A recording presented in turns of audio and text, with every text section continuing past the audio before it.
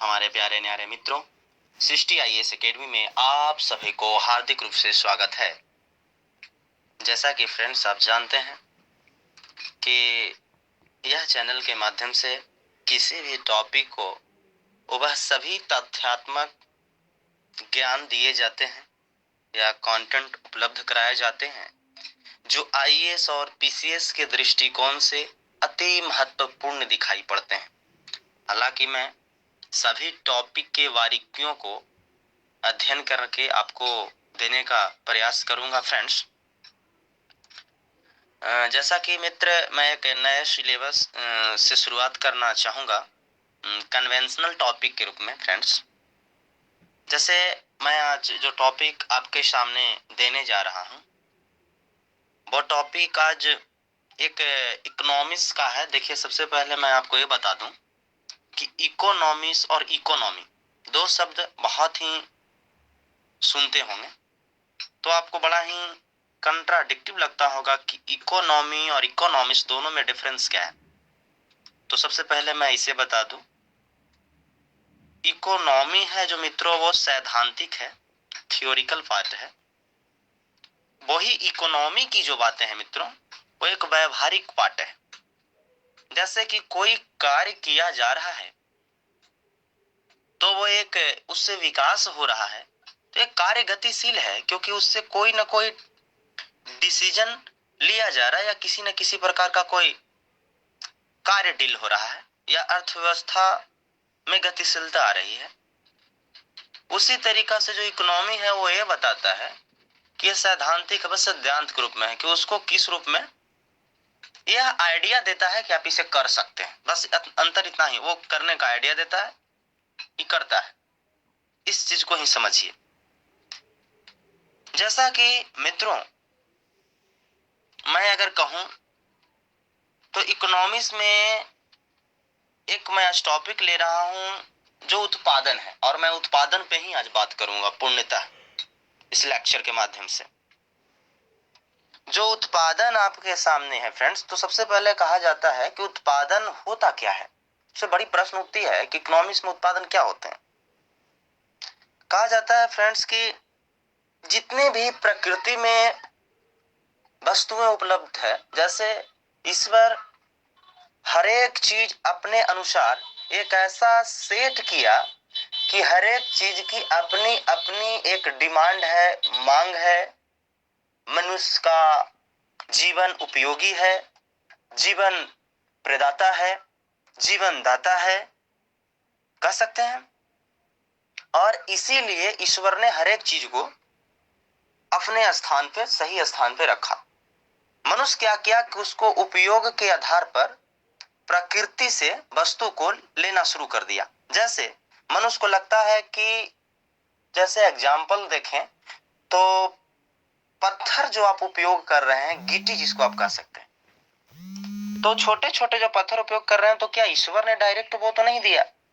Direct ईश्वर ने बड़े बड़े पर्वत और पठार दिए, उसमें विस्फोट करने के बाद छोटे छोटे टुकड़ों में विभाजित हुआ और उससे मकान में उसका उपयोग कर रहे हैं मित्रों।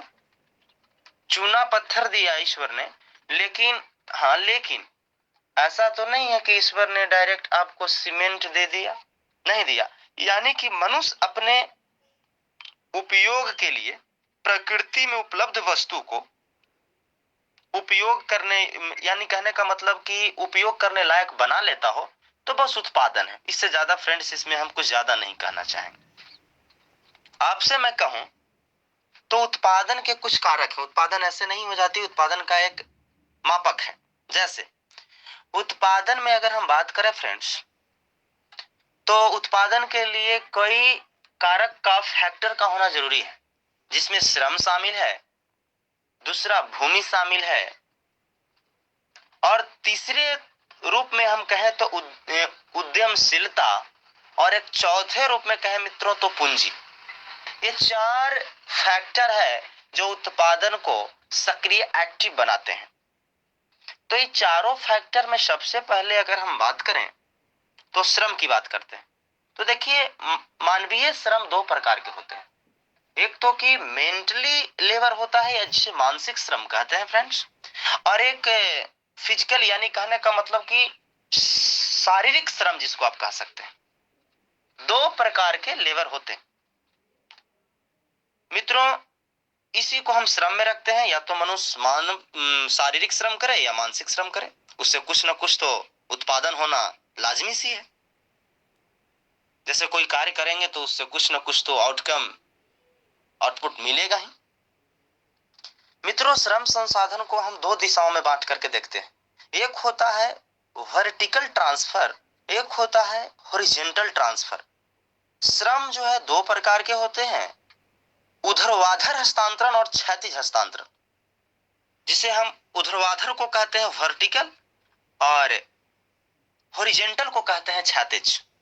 मित्रों, श्रम का अगर स्थानांतरण कौशल के आधार पर हो, जैसे प्रधानमंत्री मोदी कहते हैं कि स्किल डेवलपमेंट या skill India, startup India, stand up India, कहना यह चाह रहे हैं कि जो श्रम है उसमें कुशलता बढ़े, और जब कुशलता बढ़े तो वो श्रम ही है, लेकिन श्रम में क्या हो रहा है, निम्न कौशल से उच्च कौशल की ओर जा रहा है, क्योंकि इसके कारण जो है आदमी कुशल होगा और कार्य को आसानी पूर्वक किसी मशीन की सहायता से कर पाएगा।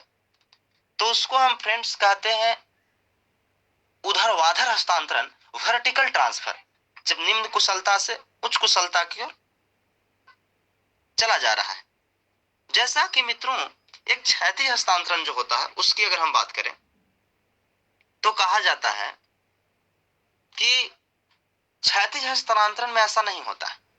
इसमें होता है कि उत्पादन क्षेत्र में श्रम का हस्तांतरण तो हो, लेकिन इसमें ऐसी हस्तांतरण होती है जिसमें गुणात्मकता, कुशलता नहीं बढ़े, हालांकि वितरण हो, कार्यों का वितरण हो। जैसे देखिए एक एग्जांपल से हम समझा दें, क्योंकि एग्जांपल से यह पूर्णतः कंप्लीट हो जाएगा। जैसे मैं आपसे अगर कहूं फ्रेंड्स, तो अगर किसान पहले घर वाला बीज का ही उपयोग करके फसल का उत्पादन करता था, लेकिन अब वो एक उन्नत किस्म के बीज, हाई यील्ड बीज का प्रयोग कर करके देखे थे कि हरित क्रांति 1966-67 में आया था और उत्पादन बहुत ही अत्यधिक बढ़ी।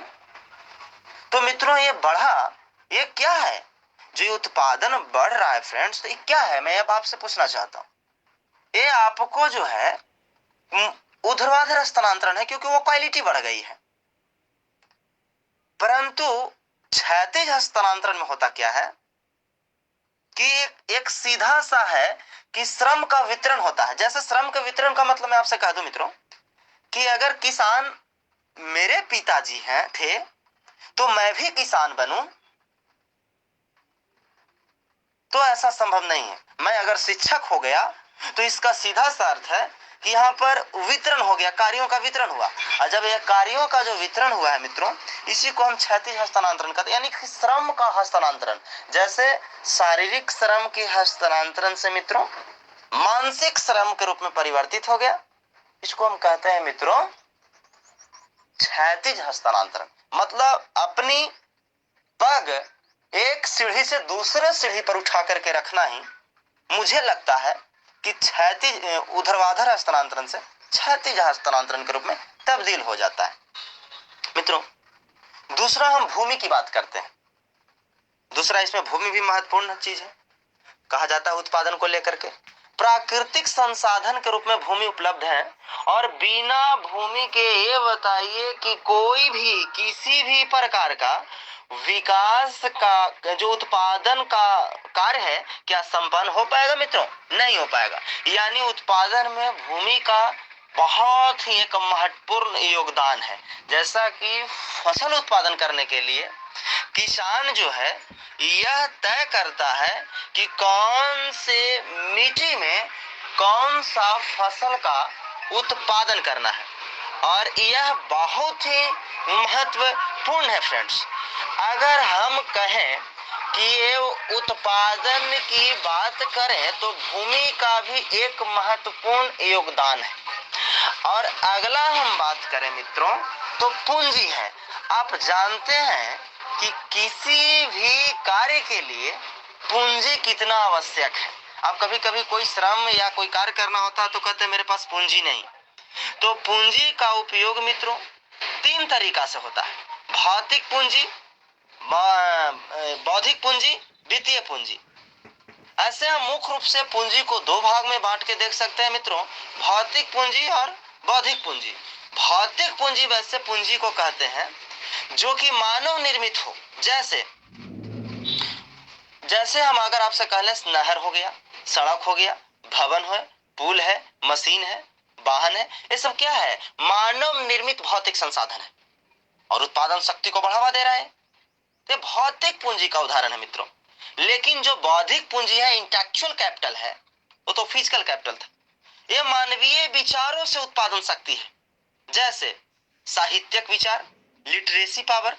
बौद्धिक पूंजी इंटेलेक्चुअलिटी जो कैपिटल है, आप कह लीजिए तो कि वैज्ञानिक विचार है, जो साइंटिफिक थॉट है। फिर जो है आर्टिस्ट थॉट है। ये सब क्या है मित्रों? ये सब जो है आपके पास बौद्धिक पूंजी है, जो कि एक कह लीजिए कि जो मानसिक स्तर पे जो पूंजी का डेवलपमेंट हो रहा है। क्योंकि अगर आप डॉक्टर हैं तो कहीं ना कहीं, साइंटिस्ट हैं तो कहीं ना कहीं मानसिक रूप से तो भी आप एक प्रकार का धन अर्जित कर सकते हैं, पूंजी उत्पादन कर सकते हैं मित्रों। और लास्ट है मित्रों उद्यमशीलता, जिसको एंटरप्रेन्योरशिप कहते हैं। ये कुछ नहीं है मित्रों, किसी व्यक्ति का एक वैसा समूह है या कोई व्यक्ति भी हो सकता है, उसमें पाई जाने वाली उत्पादन शक्ति होना चाहिए मित्रों। जैसे अगर मान लीजिए कि फसल लगा रहे हैं तो एक शक्ति अंदर में होना चाहिए कि बाढ़ हो या सुखाड़ हो, मैं इस सब का सहन करने का क्षमता रखता हूं। और इसी को सहन करने और इसी को हम कह लीजिए तो कि साहस रखने, इस क्षेत्र में व्यक्ति साहस रख रहा है, किसान हो या किसी भी प्रकार के कोई भी, जैसे आज ही लॉकडाउन के कारण जितना भी व्यापारी को क्षति हुआ है या अन्य वर्ग को, तो आप देख रहे हैं कि जब सब साहस रखे हुए कि नहीं लड़ना है हमको कोरोना से मित्रों, तो ये कहीं ना कहीं उद्यमशीलता का ही प्रतीक है। और इसीलिए इस अवयव का प्रयोग जो है उद्यमशीलता के रूप में किया गया है मित्रों। तो इसीलिए फ्रेंड्स, इसको आप न हो तो एक बार किताब से उठा करके पढ़ लें। और इसके साथ इसमें लेक्चर को समाप्त करता हूं मित्रों, और अन्य लेक्चर में प्रदान करूंगा। नमस्कार फ्रेंड्स।